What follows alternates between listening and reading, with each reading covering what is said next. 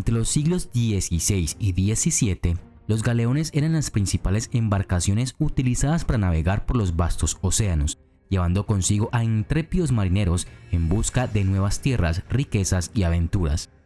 Imaginen un mundo donde el mar era tan amigo como enemigo, donde la vida a bordo de un galeón era una combinación de dura labor, peligros constantes y momentos de camaradería. El galeón era un tipo de velero utilizado tanto para el transporte de carga como un buque de guerra. Los galeones dominaron los mares en la segunda mitad del siglo XVI y con sus superestructuras inferiores eran mucho más maniobrables y aptos para navegar que los tipos de barcos anteriores como la carraca. Una característica particular de los galeones era la impresionante cantidad de cañones pesados que podían transportar. Una versión aún más grande de esta clase fue el galeón español, que comprometía la velocidad a favor de una mayor capacidad de carga. Los galeones españoles se utilizaban para transportar mercancías del Nuevo Mundo y Asia en las flotas españolas del Tesoro que navegaban hacia Europa, por lo que se convirtieron en un objetivo irresistible para piratas y corsarios.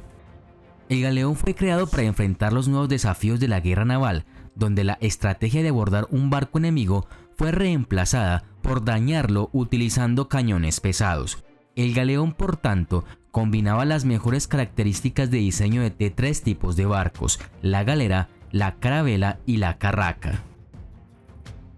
Por lo tanto, el galeón fue utilizado como buque mercante y buque de guerra, elegido por las potencias marítimas europeas. Los galeones tenían un casco tallado liso, a menudo hecho de teca india, madera dura brasileña o maderas duras asiáticas. El exterior del casco estaba cubierto con una espesa mezcla de alquitrán negro por encima de la línea de flotación para evitar la pudrición. Debajo de la línea de flotación se utilizó brea caliente y aumentar la resistencia al agua de la madera. Luego se untó todo el casco con una mezcla de brea y sebo para ahuyentar a los animales marinos y especialmente a los gusanos de barco. Además, y a diferencia de la carraca, un galeón podía disparar cañones tanto desde la proa como desde la popa. Un gran galeón español podría transportar al menos 40 cañones pesados bajo cubierta. Se montaban cañones más pequeños adicionales en postes giratorios en varios puntos de la cubierta superior. Estos normalmente tenían un calibre de 90 milímetros. Una desventaja importante de la potencia de fuego de los galeones era que los cañones eran tan pesados que no podían girarse mucho o nada hacia un oponente que se movía rápidamente. El barco mismo tenía que girar para mantener un barco enemigo dentro del alcance. A medida que los capitanes de barco intentaron llevar más y más cañones, los galeones se hicieron más grandes, culminando en la clase de galeón español.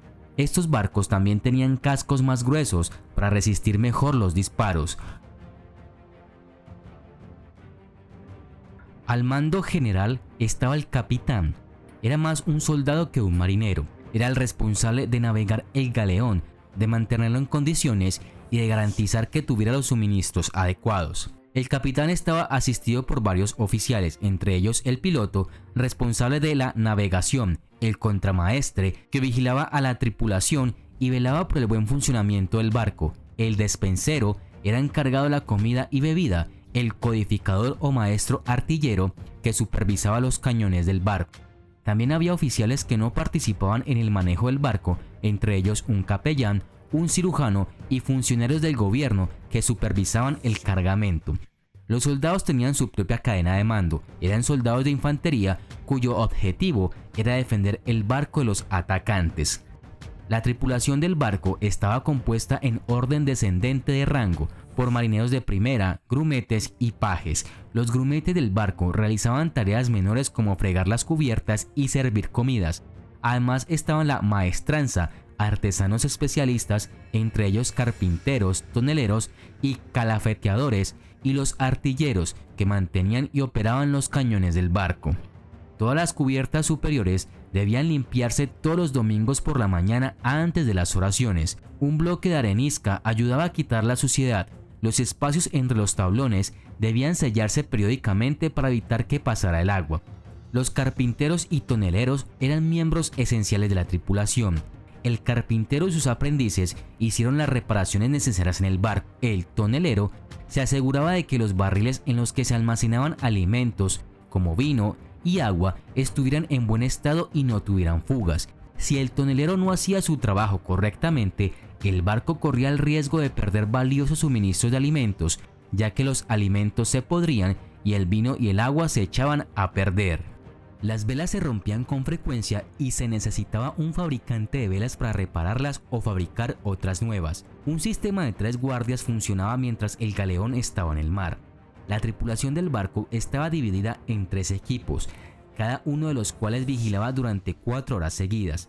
El paso de las horas quedaba registrado por el giro de un reloj de arena de 30 minutos. El cambio de cada vigilia estaba marcado por el canto de oraciones. A finales del siglo XVIII, el salario en un barco de guerra era menor que el de un barco mercante. Sin embargo, además de los salarios básicos, los marineros esperarían recibir una parte del dinero del premio o del botín de los barcos enemigos capturados. Sin importar la ruta, hasta la era del vapor, los viajes intercontinentales duraban meses, eran extremadamente incómodos y presentaban muchos peligros. El capitán, navegante, capellán, oficiales y funcionarios tuvieron la experiencia más cómoda, ya que contaban con los mejores camarotes ubicados en el castillo de popa del galeón. Los miembros ordinarios de la tripulación, entre 100 y 250 hombres, dormían en condiciones de hacinamiento debajo de la cubierta, donde quiera que pudieran encontrar algo de espacio que no ocupara la carga o los cañones. Los aproximadamente 40 pasajeros de un barco del tesoro se alojaban en cabañas improvisadas construidas por el carpintero, que normalmente medían solo 1.85 metros cuadrados. El equipaje normalmente estaba restringido a 2 baúles por pasajero, aunque podrían traer su propio catre y alimentos, incluidos animales vivos, para retrasar el inevitable momento en el que debían comer las raciones del barco como todos los demás. Las condiciones de hacinamiento y la imposibilidad de bañarse adecuadamente significaban que un galeón estaba plagado de todo tipo de pasajeros altamente indeseables. Las ratas en las bodegas, las cucarachas en las cubiertas, los gusanos en la sopa, los insectos en la ropa de cama y los piojos en el cuerpo eran entonces parte integral de los viajes por mar. Las instalaciones sanitarias eran bastante toscas. La tripulación utilizó un sencillo armazón de madera colocado sobre la proa. Los oficiales y pasajeros utilizaron unas instalaciones en un pasillo en la popa que fueron llamados jardines. Las malas condiciones sanitarias y las condiciones de hacinamiento provocaron que las enfermedades se propagaran rápidamente y una tasa de mortalidad del 20% entre todos los que habían abordado un galeón no era nada infrecuente. La vida de un marinero estaba regida por una disciplina estricta. Las infracciones a las normas, órdenes o comportamientos se castigaban severamente. Estos castigos, aunque brutales por los estándares actuales, eran vistos como necesarios para mantener el orden y la disciplina a bordo de un barco en medio del océano. La flagelación era uno de los castigos más comunes y consistía en azotar al marinero con un látigo, a menudo hecho de cuerdas trenzadas con nudos. Uno de los instrumentos más temidos era el gato de 9 colas, un látigo con múltiples correas que podía causar laceraciones profundas. El marinero era atado al mástil y se le administraban una cantidad determinada de golpes que podían variar según la gravedad de la infracción. Los azotes no solo causaban un dolor intenso, sino que también podían provocar infecciones y cicatrices permanentes. Colgamiento. El colgamiento era un castigo capital para delitos muy graves como el motín, la piratería o el asesinato. El marinero era colgado del mástil o de una horca improvisada en el barco. Este castigo servía tanto como retribución como disuasión para el resto de la tripulación. Marcar con hierro caliente.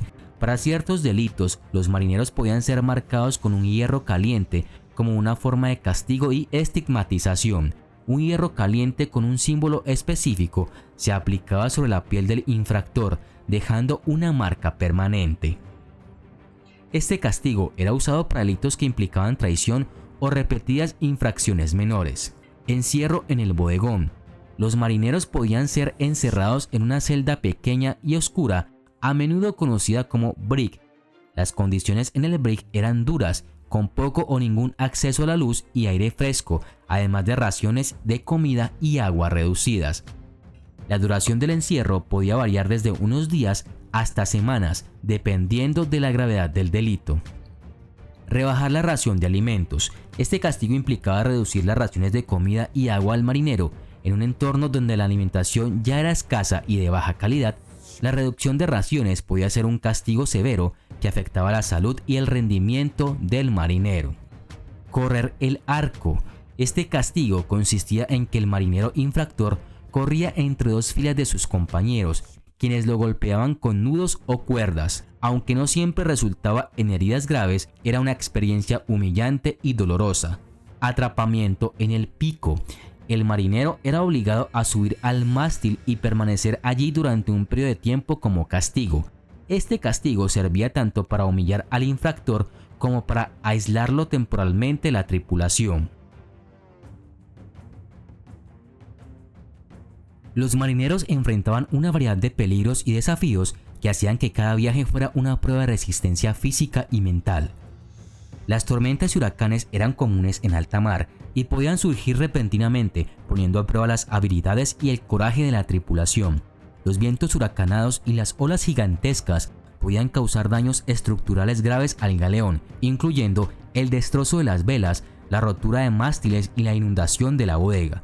Los marineros debían trabajar en condiciones extremadamente peligrosas durante las tormentas, escalando los mástiles para asegurar las velas y maniobrar el barco bajo la lluvia torrencial. Las caídas desde las alturas eran comunes y a menudo mortales.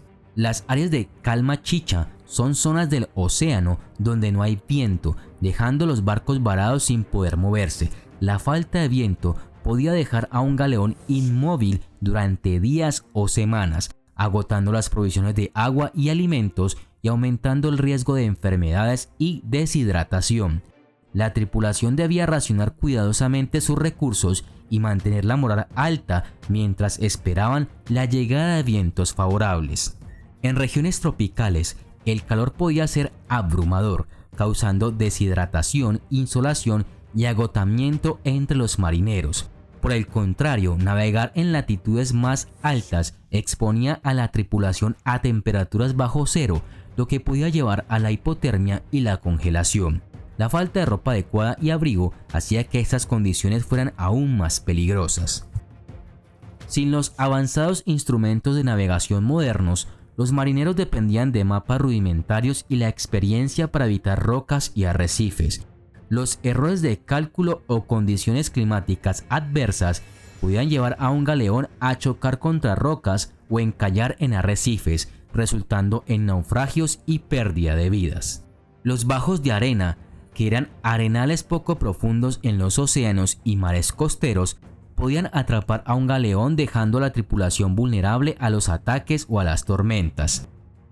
Los galeones, especialmente los que transportaban riquezas desde el Nuevo Mundo, eran objetivos atractivos para piratas y corsarios.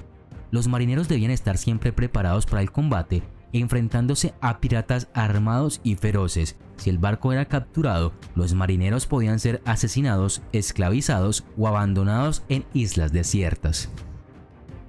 El manejo de equipos pesados como anclas y cañones podía resultar en lesiones graves si algo salía mal. El uso de fuego a bordo para cocinar e iluminar siempre presentaba el riesgo de incendios, que podían ser devastadores en un entorno de madera y velas. Los galeones también participaban en guerras entre las potencias europeas. Las batallas navales involucraban maniobras complejas y el uso de cañones, arpones y combates cuerpo a cuerpo. Los marineros no solo tenían que operar el barco, sino también luchar en él. Las heridas de combate, los incendios a bordo y el hundimiento del barco eran amenazas constantes. Las enfermedades a bordo de un galeón eran una de las mayores amenazas para la vida de los marineros. La falta de conocimientos médicos adecuados, las pobres condiciones de vida y la nutrición deficiente contribuían a la alta incidencia y mortalidad de estas enfermedades. El escorbuto es una enfermedad causada por la falta de vitamina C en la dieta. Esta vitamina es esencial para la síntesis de colágeno, una proteína crucial para la salud de los tejidos. Los síntomas eran fatiga, debilidad y dolor en las extremidades, hinchazón y sangrado de encías, pérdida de dientes, hemorragias subcutáneas, ulceraciones en las piernas y dolor severo en las articulaciones y músculos.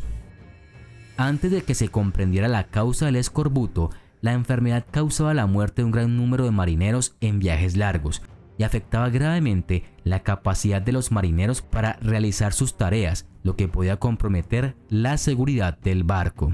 La disentería también era común y era causada por infecciones bacterianas o parasitarias, a menudo debido a la ingestión de agua o alimentos contaminados. La disentería era una de las principales causas de muerte a bordo debido a la rápida deshidratación y la falta de tratamiento adecuado. El tifus también era común y este se transmite a través de los piojos del cuerpo humano. Fiebre alta, escalofríos, dolores de cabeza y dolores musculares eran sus síntomas. En casos severos, falla de órganos y muerte. Las condiciones de hacinamiento y mala higiene favorecían la rápida propagación de piojos y por lo tanto del tifus. Sin tratamiento adecuado, el tifus tenía una alta tasa de mortalidad. Debido a los peligros que enfrentaban los marineros, existían innumerables supersticiones sobre la seguridad y la suerte en el mar. Algunos parecen un poco extraños hoy. Se creía que da mala suerte cambiar el nombre del barco. Si lo hace, deberían realizar una ceremonia para quitarle el nombre y volver a bautizar oficialmente el barco. Cuando los tatuajes se hicieron populares en el mar, a menudo se tatuaban un gallo y un cerdo en los pies de los marineros. Se creía que estos animales evitarían que los marineros se ahogaran, mostrándoles el camino a la orilla. Las cáscaras de huevo tenían que romperse en pedazos pequeños una vez que se abría un huevo. Esto tenía como objetivo evitar que las brujas vinieran al barco a navegar en los pedazos de las cáscaras. Cualquiera a bordo que se cortara las uñas, se cortara el pelo o se afeitara la barba traería mala suerte al barco. Las personas con pies planos tenían mala suerte a bordo de un barco y los marineros también los evitaban antes de abordar. Las mujeres traían mala suerte a bordo porque distraían a la tripulación, lo que enojaba al mar, provocando condiciones traicioneras a modo de venganza. Sin embargo, convenientemente para la tripulación masculina, las mujeres desnudas calmaban el mar, razón por la cual tantos mascarones de proa eran mujeres con los senos desnudos.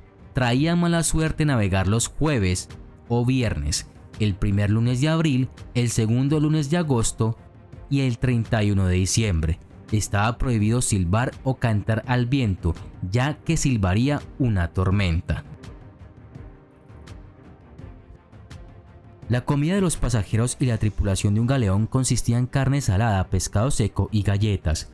Al menos la primera parte de los viajes contaban con algo de alimento fresco, proporcionado por animales vivos y aves que se llevaban a bordo, como pollos y cerdos. Las frutas y verduras debían consumirse durante las primeras semanas. Se servía queso en lugar de carne cuando el mal tiempo hacía demasiado arriesgado encender los fuegos del barco. El pescado fresco era una adición bienvenida a una dieta que se deterioraba a medida que pasaban los meses, y en los galeones del Pacífico había arroz disponible. Había vino, incluida una ración diaria para la tripulación de poco más de 1 litro o 2 pintas al día. La galleta de barco era el alimento básico de la dieta de un marinero. Era un suplemento de pan y se llamaba tachuela dura, debido a que era muy áspero y duro. A menudo estaba infestado de gorgojos y podía usarse años después de haber sido horneado. La mayoría de las provisiones se guardaban en barriles o toneles de madera, incluyendo agua, cerveza, licores, carne de res y cerdo salada. Sin embargo, los alimentos podían estropearse rápidamente y quedar infestados de gorgojos, gusanos, cucarachas y excremento de ratas. El cocinero del barco estaba en la cubierta inferior, donde se colocaba el fuego en un foso revestido de ladrillos con fondo de arena por seguridad. El incendio en un barco de madera era un riesgo importante y había regulaciones sobre quién podía usar lámparas y velas debajo de la cubierta y cuándo. No había mucho que hacer para los pasajeros en un galeón. A veces había entretenimiento como representaciones teatrales, bailes, música, lectura de libros, ajedrez y juegos de cartas, aunque a la tripulación normal se le prohibía apostar. había servicios católicos regulares y celebraciones de fechas destacadas como los días santos. Cuando los galeones finalmente llegaban a puerto, eran recibidos con tambores, trompetas y repique de campanas de iglesia, y hubiera sido difícil juzgar quién estaba más feliz, si los pasajeros que finalmente pisaban el muelle o los comerciantes frotándose las manos en anticipación del abundante comercio que se les avecina.